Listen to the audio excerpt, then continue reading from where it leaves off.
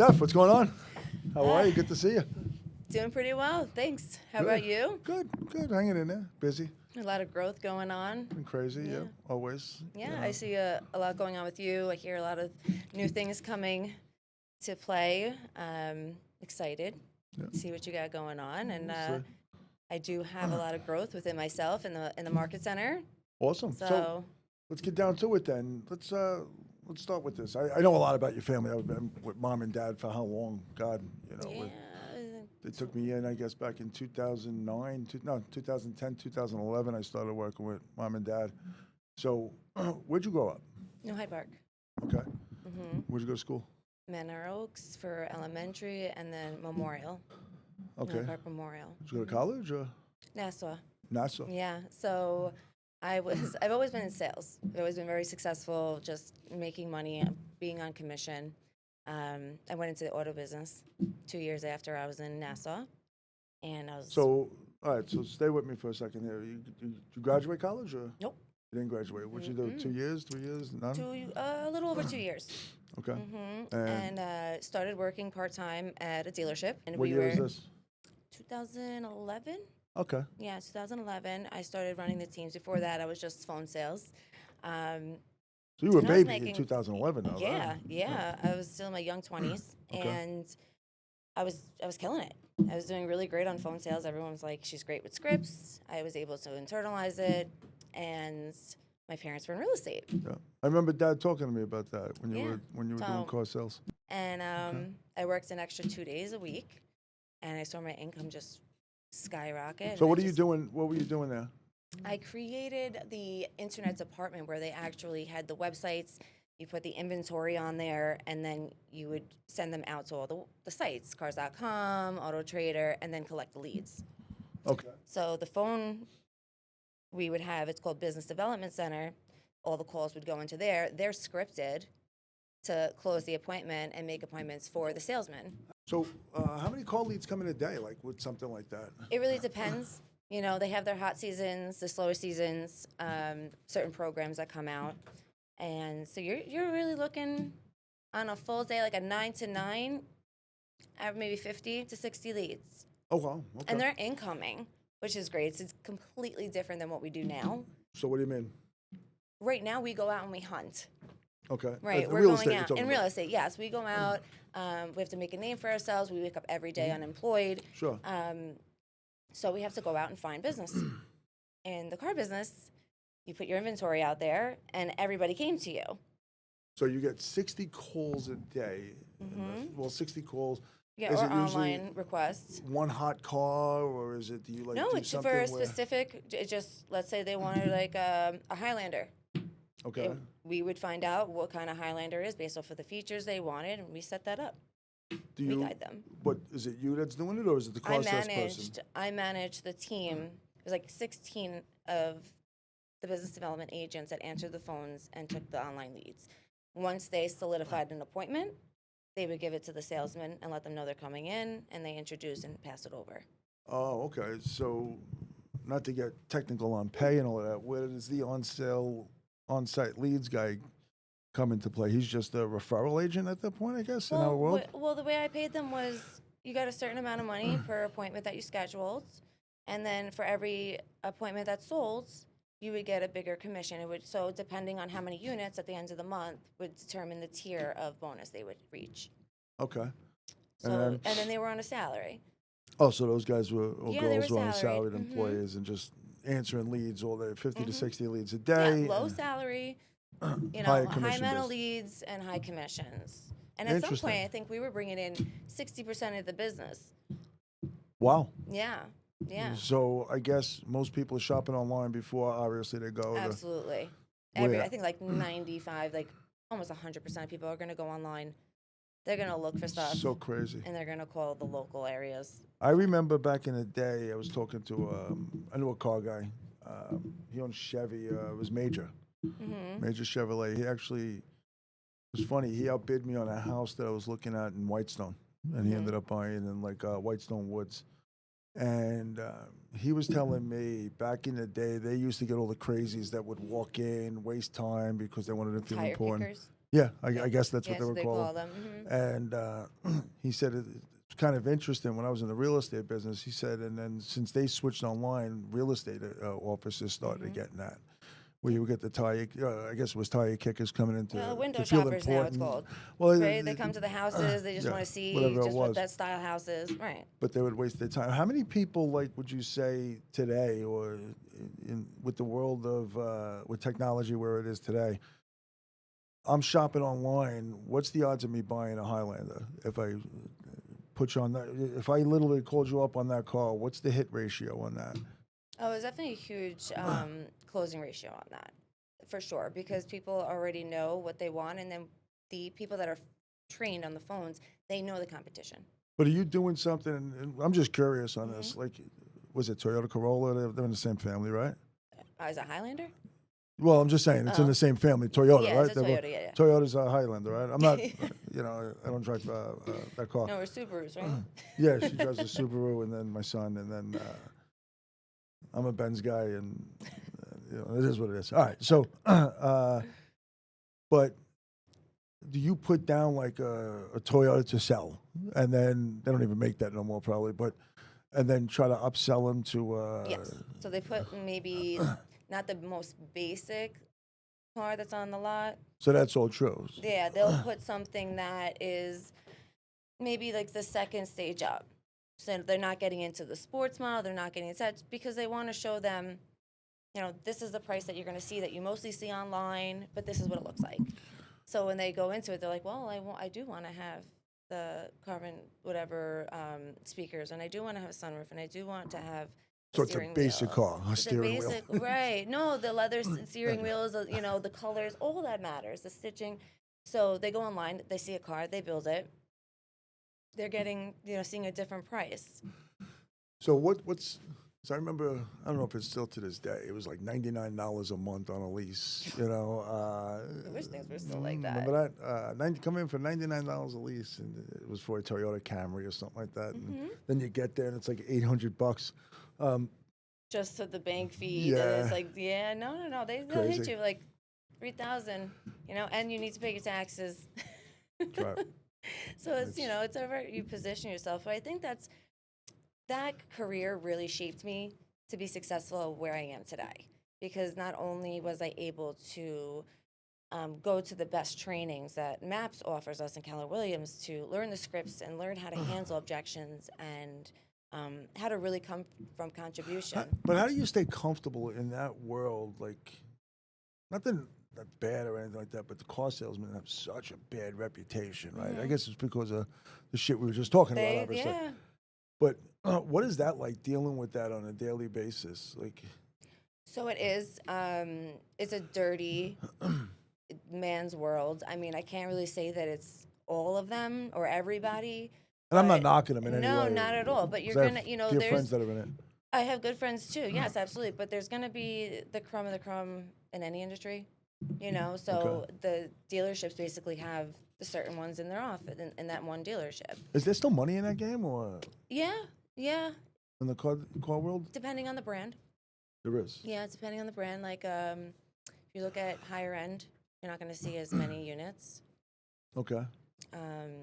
You're looking for the college kids and stuff like that. You'll see the Hondas, the Toyotas, the Subarus. They'll maintain, their business. They drop a little bit, but that's kind of like what just happens depending on the seasons. So you're in the car world. How long are you there for? Oh gosh, I was there from 2011 to 2015. Okay.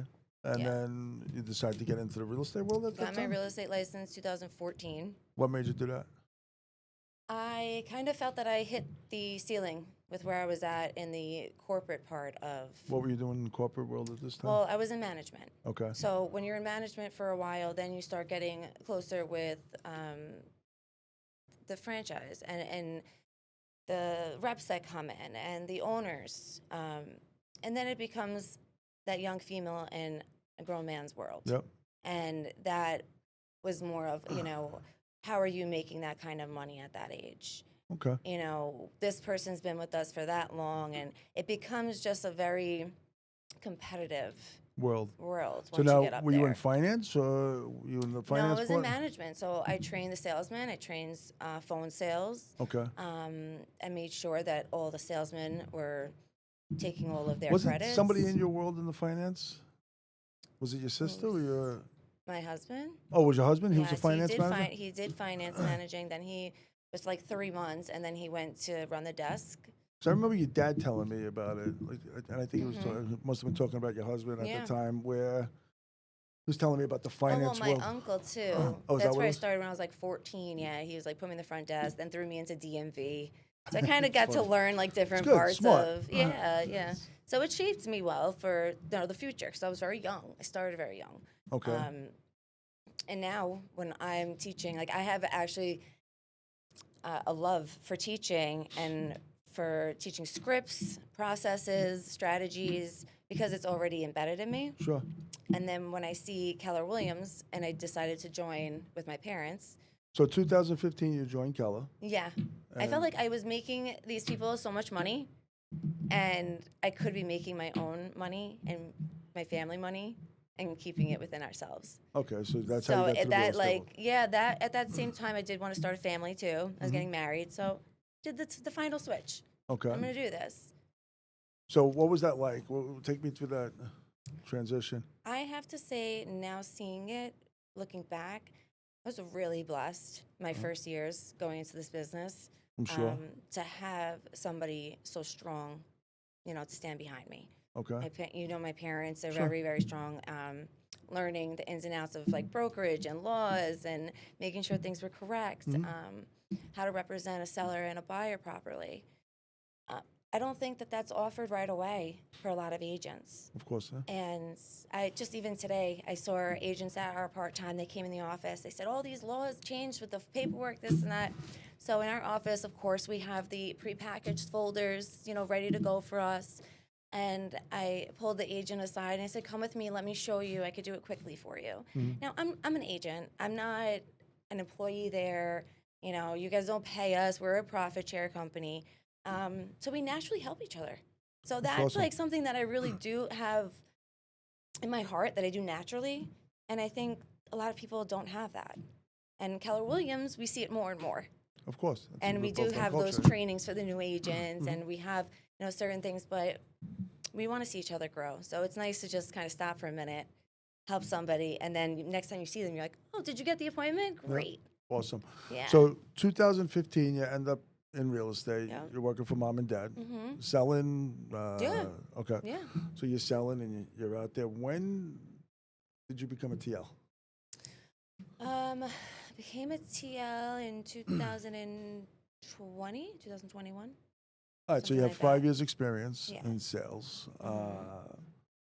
Take me through that. You end up going through, I guess KPG comes in. Yeah, so we had our original ownership group. Yep. We brought in this huge group that was in Pennsylvania. They wanted to bring us in and expand their offices. That's right. So they came in. They were incredible. Mike's They a great really guy, were. I met some of the great owners there, and they had said they were going to support us, with making some major changes, and they just weren't on site. There were a lot of hurdles, there were a lot of challenges that we had to overcome at that point. And I think once we had the right person doing the right things, it made sense. But at that time with them, they didn't know how we did business in New York. Yeah, they were Pennsylvania based. They were Jersey, Pennsylvania right? and even New Jersey. That's right. And Totally different worlds. they're still different worlds. And That's right. they didn't understand how close all of the market centers really were. Okay.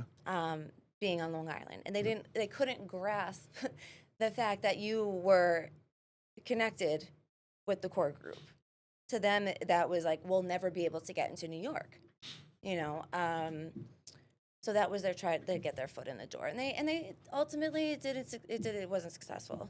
Well, it held its ground. It held its ground, but it didn't last too long. Because then I stepped in and we ended Yes. up buying it, and I guess they came over in 20 or. Yeah, they came in 20. It's funny. They called me, and I thought it was a joke. Like, I was really laughing at them. When they called, they were like, would you ever consider being a team leader? And I was like, like, why me? Yeah. You know? And they're like, well, you know everybody in here and naturally helpful. You pour your heart into it, and we see that. I think you'd be great good at choice. it. Yeah, I think. So I was like, you know what? At this point, And you were. I'm going to do it because I don't know anyone that could handle that market center or know the people there enough to be able to help them grow and have personal relationships. That's right. Yeah. So I did as much as I could until I got pregnant with my second, and I couldn't even drive from my house. Well, So yeah, we had put somebody in place. Still didn't so work. you came in after Matt or before Matt? Matt Lerner. Oh, after. Oh, you were after Yes, Matt. yes. I was right after Matt. Okay, so it's not like you followed Esther. You followed Matt. Yeah. Right, Yeah. 'cause Well, I Esther- just well, stayed. Esther was Esther went and did her thing. Yeah. I would never leave Keller Williams. No, but I'm saying she was an amazing team leader, though. Esther. Absolutely. Like you think about the team leaders that were in Long Island between Esther, Linda, and Lauren. Oh my God, we had Yes. 3 monsters. There's definitely specific people in our world that have helped make Keller Williams what it is today. Oh, without doubt. For sure. Yeah. And I think it starts from the very beginning, and it's come through, and now I see it from your generation. Sure. Now your children are involved in some of the things. Yep. My parents' original generation, now I'm involved in a lot of things. And then I see the talent you've brought in, Yeah. you know, and some really big hitters. It's crazy, right? And it's crazy, like, just to see how much it's grown over, I don't know what it is, 12 years, 15 years? Well, they took it over. I think they got in maybe 2005. Yeah, I was going to say 2005, because I remember 2005. she started, she started in real estate when I was 12. Wow. And I was doing the dishes, and I'm like slamming in the door. I'm like, she's never going to make dinner again. I'm never going to have clothes. She's not going to take me shopping. That's funny. I was so bitter about it. But she did really, really, really well. Yeah, your mom was great. Yeah, and Still is. I love her. she heard about Keller Williams. She said there's no other. Yeah, and then her and Karen agency. started it. Yeah, her and Karen started, and The I mean, basement of the house or whatever. yeah, and- the story's known. The basement of the house, office, the both of their tables at their homes. Mom was the broker and Karen was the OP, right? Yes. Karen was the OP. Mom was the broker. They went together, left ERA Caputo, and went to Texas That's right. together, and they Went to found FSO. out, yeah, and they had to work out of White Plains because it wasn't open yet. Yes. So it was like a whole process, and then you got in like the perfect timing. Well, I got in, I left Bayside in 2011. See, Me and Jeannie left in 2011. Reason we went there was because of Dad. I was with Dad at FSO, and you know, I looked up to your father. I think your father is great. I still do to this day. He's an amazing guy. And there is. every morning, Rich, you're always fighting. You're unemployed. You're unemployed, like what you said. All right. Every morning we come in. I know, Sal. I'm unemployed. Take that shit serious. I am. Yeah. It's funny. I Look at the remember you job. guys being in the same office. That's right. I remember coming in, and I was like, how'd you let this guy in? know. Because he wouldn't let nobody come into his office and bother him. That's So I right. was like, who is this guy, Rich?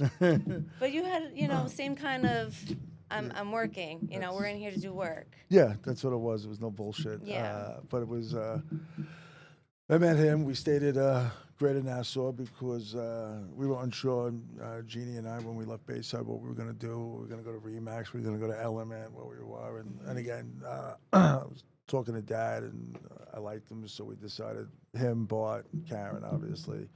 And Mom, which the funny thing is, I didn't know your mom and I didn't know Karen.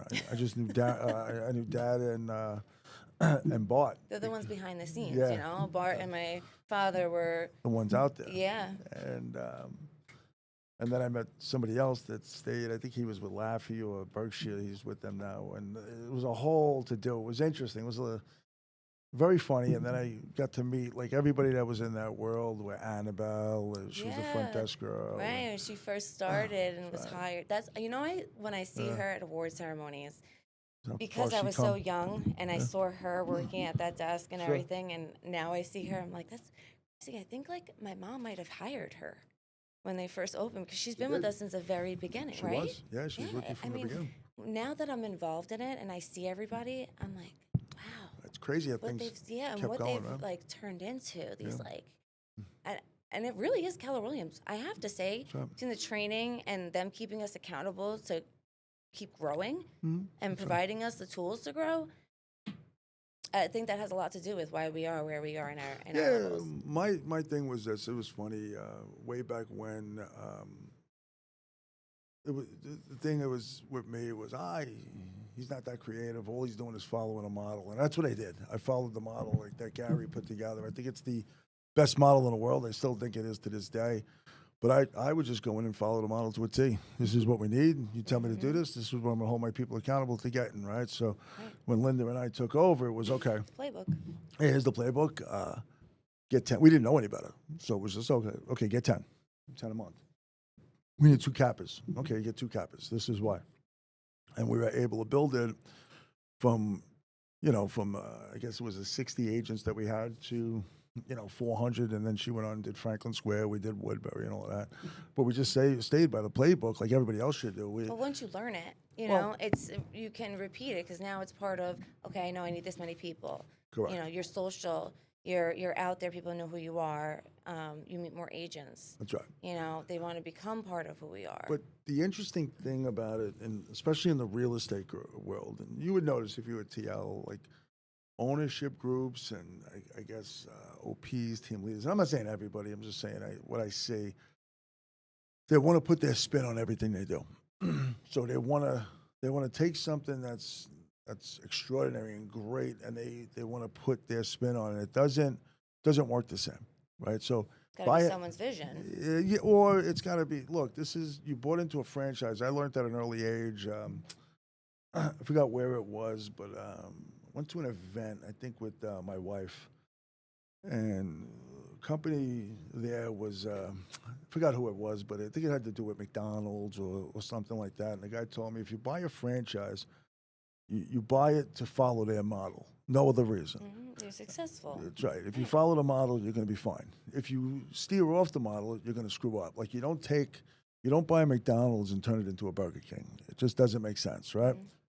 But yet in the real estate game, when it comes to franchise models, everybody's looking to do that. A lot of people, believe it or not, this is what hurt a lot of the outside companies, in my opinion, and I'm not knocking anybody, but a lot of people copied our model, and it wasn't even, the independence. It was more, I saw franchise models going in and doing our model, which I'm sitting there going, that's great. We would laugh, but then also appreciate that they're also trying to thought it was do great. the same thing. Yeah, it tells us that we're doing something right. Yeah. Exactly. So you watch them doing it, and you're sitting there going, great. And then I'm talking to their people afterwards, just saying, okay, why would you do that? Go with the people that actually created the model. Yeah. So it was pretty easy for us to be able to capture the agents at that point because they were copying our show.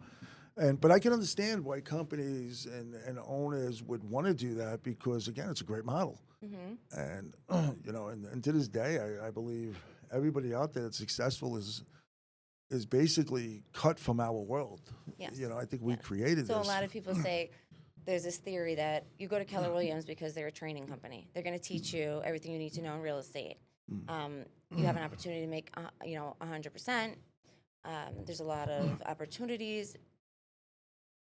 There's no reason why you wouldn't go and stay there. Like if you started there, for me, as being like just starting off there and never leaving, having the training of Ignite, those courses, it was like that, the playbook. So after you guys have opened the franchise, then we're offered from the franchise a playbook on how to get business. And that doesn't stop there. We still to this day do mega agent masterminds. Of course.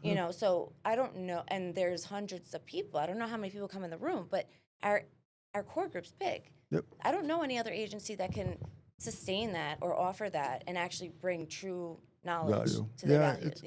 It's interesting, and it's interesting what we're doing, and like I said, it's owed towards the following the model and working the model and staying with and staying true to it, because without it, we're just a regular company, and there's nothing wrong with that, but it's just the things that we do. It's funny, a lot of other people ask me too, is how do you get into all of this stuff and know all of this? Is because I actually go to trainings with Gary. I was in the rooms with that, so I would bring it back. I took from an early age where you're in these rooms and somebody's telling me to do something, I go back and do it.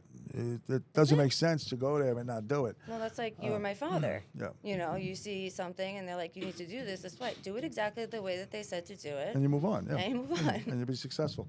But it's just interesting. So you get into the real estate business as a TL. Did you like the process? Did you not like it? What was that world like for you? I had ambition. So I remember you calling Tio a lot. I remember you calling Lauren. And there was a lot of networking between the two of you, right? So what was that like? What's that world like? So I know a lot of people, right? And I've definitely been in the world of real estate for a long time. And because I've had the advantage, I might be a little younger than a lot of people, but I've been in real estate longer, and I'm still part of that generation. So a lot of times I go out and I say, "Where are you guys at in your business?" And they would tell me, what they're struggling with, this and that, and it became like just a natural conversation. And then they would naturally want to come over and be with us. So that was my whole theory: is like, if you go out and you tell people how great your experience is, they're going to want to be a part of it. And I think that was the biggest struggle of that office, that market centers. There wasn't enough people telling the story of how amazing Keller Williams was and the support they got and all of that was offered to them. I also think that's also because people don't like, it's like bragging in a way when you're doing that. That's what a lot of people see it as. A lot of Keller people don't know how to tell their story at a high level. We let other people do it for us. And that's one of the reasons for this podcast is for people like yourself to come in and tell your story because, again, it's, I think amazing people come out of this company. Whether they move on, stay, it's irrelevant. No matter who it is, same with my team. Yeah. I could say any person I brought into my team, they've become successful. You have loyal people who stay, and you have people who are successful and they just go off on their own. I see them. They're still with Keller Williams. I love them. Still part of our family. Right. And they're cappers now. That's right. So Which is awesome. And it's awesome, and it's still rewarding. That's right. So I don't know if other people in other companies naturally feel that way. Well, I'm sure. I hope they do. It's about giving opportunity to people that deserve it. And, so you end up, 2015, you take the real estate agent. What kind of business were you doing with mom and dad at that time? So I had actually met, it's funny, somebody asked me to cover their open house. Okay. He wasn't a full-time agent, and I covered his open house. It was in New Hyde Park, and it was actually one of my neighbors I know very, very well. And he says, can you watch the open house? I said, yeah, sure. Go in there, and my neighbor had sent it to a flipper. Right? So it was an investor's house at that point. He was trying to resell it. I meet the investor. Now, I was taught how to ask for offers when I'm in front of somebody and to qualify them through conversation, tie downs, all this stuff that we're taught in Keller Williams. And he was really impressed. He was thrown away. So after that, he was giving me like 3 or 4 houses a month. Oh, wow. And that went on for maybe 2 years. That's amazing. Yeah. So the start in real estate was between that and then being brought into open houses with Bart and Dad and making them, they would make me do a walk around in the house. Like, I'm the buyer, walking around the house, I'm a seller, what would you say to me? That's pretty cool. Yeah, so it was a combination of me working with that one investor and learning that field and then hearing the negotiations from my father's point of view when he was on the phones. Okay. And then I was still getting mentored. And then how much did you pour in from the car sales? Was there any wraparound with it where you were able to use some of the stuff that you used in cars into real estate, or was it totally different? Well, I was more comfortable speaking face-to-face to people because I used to sit at a desk and sell them cars. Yeah. Or be the manager where if somebody couldn't close the deal, then the manager comes in and they try to work it out. Sure. So I was comfortable with that. I was very comfortable on the phones because I taught other people to be comfortable. Sure. So when it was, okay, go cold calling, call the for sale by owners, call the expireds, it was easy for me. I wasn't afraid. I was like, what are you going to do? Hang up on me? Okay. Okay. Call the next one. So because of that, it really helps me kickstart my career and be successful. My first bold, I remember I called really, really hard for sale by owner. She was listed like 6 times. And I was in bold. We were told to go out and make calls. I was stuck on the outside of the room because I was on like a 2-hour call with this woman. I wound up getting the listing, and I sold it for $100,000 more than she was asking. Oh, wow. And that was my first sale. And she was the most difficult seller I've ever had since that day. It's always the best. It was Get the out of best. way. Yes, it was. Learn a lot that way. Learned a lot from it. That's right. And then, so 2020, you end up at TL. Yeah. What's that like? That was a Again, you different like part of helping. me. You know, again, being okay on the phones, being very comfortable speaking with people in person, finding out how I could be of help to them because I care naturally. I want to be able to help if I can. I think while I was there, it was mostly of me matching people together. We have a lot of agents at Keller Williams. So as you're struggling with this, why don't you partner with this person, get together, have a conversation? There's a lot of things like commercial real estate at that time I didn't know about. So that you had people come to me and it's like, she doesn't know about commercial. How am I supposed to get support? Well, guess what? I know a couple of agents that are over in your office that's in New York City. I'm going to give them a call. And it just worked out. You know, it worked out that way. And people would come in and we got shut off because like, oh, you guys have a reputation. I don't know what's going on. Again, going back to us not telling our story. And it really had to take, I believe, you taking over to have a fresh start and for people to believe that it's going to be successful because all the other market centers are. And we have the core support.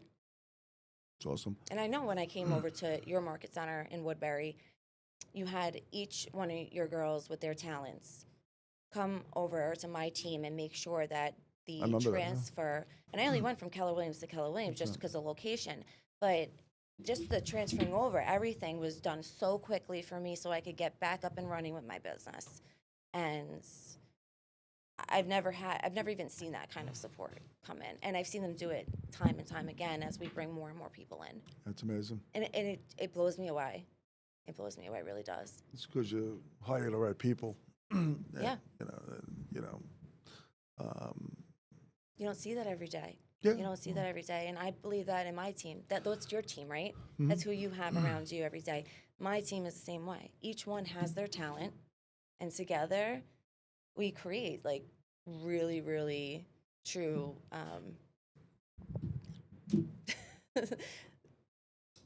it's just growth within all of us. Which is awesome. Yeah. So 2020, how long did you stay in the role as a TL?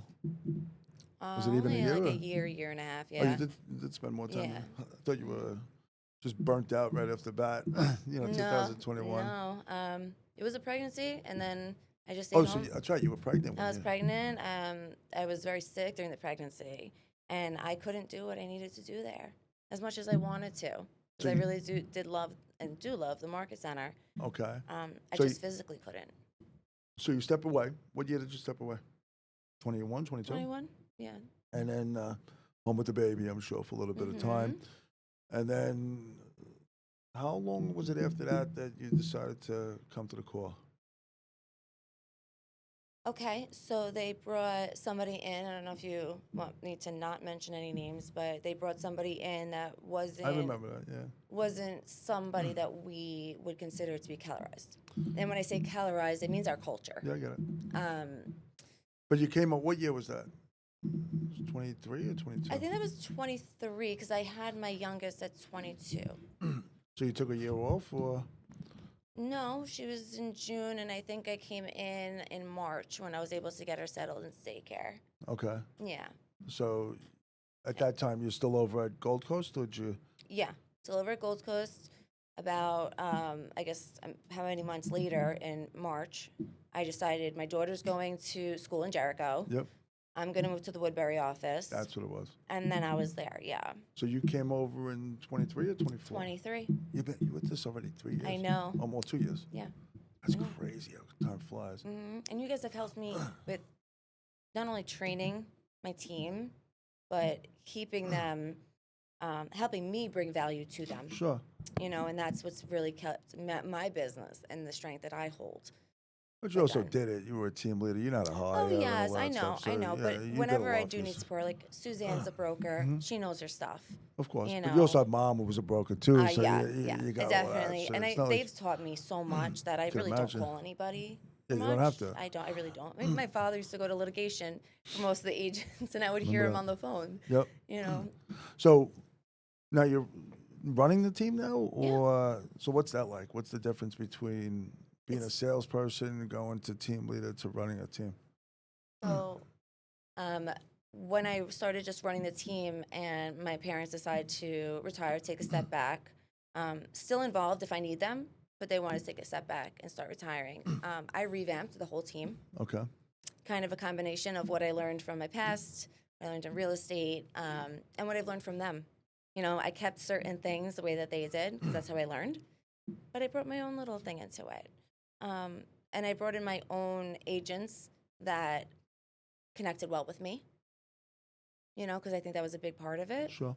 And I trained them, and now they're all in really great production. They tell me all the time how grateful they are because they were at other places and didn't get any attention, and now, you know, they're $2 million producers, $3 million producers. That's nice. Yeah. Sweet. So going forward, like, what do you see your world looking like in the real estate? What's your goals? Like, what are you looking forward to? So you know that I have love for Keller Williams in general. So no matter where I am in any market center, I'm always going to pour my love, my energy, and my efforts into it. So I don't know where my future is going to land. I just know that it's going to be somewhere within Keller Williams. Only because I feel like I started from childhood and I've grown, and then my parents kind of left a legacy to me. And that's the point of Keller Williams, that we leave a legacy. So I would want to see that through. And wherever that takes me, takes me. That's interesting. Just like your path, where whatever happens, take it for what it was. Are you looking to expand your team in any way? Are you looking to grow it? I would like to expand my team to maybe 10 or 15 agents. Okay. Mm-hmm. What's that plan look like? Do you have anything written down yet? Did you do a 135 on it? So I just actually did a 135. We have a great new team leader. We had to do the 135. I guess he had to do it for your group, and I didn't do it for my team. So I actually just did it yesterday, and some of the goals that I have is to just really pour into my team, make sure that I'm getting them the best value possible that a team leader or rainmaker, we would call myself, could do that. And all I do is just pour out opportunities to them. Okay. Guys, these are opportunities. Go out there, make money. Did you ever bring the two into play, like the car dealerships with the real estate? That's funny that you say that. I have really great relationships with the owners of the car groups, you know, the auto groups, and they always welcome me. You know, so it's funny. I had asked one of them. I said, "Would you mind if I came in and spoke to the salesman and the management so that they know who I am?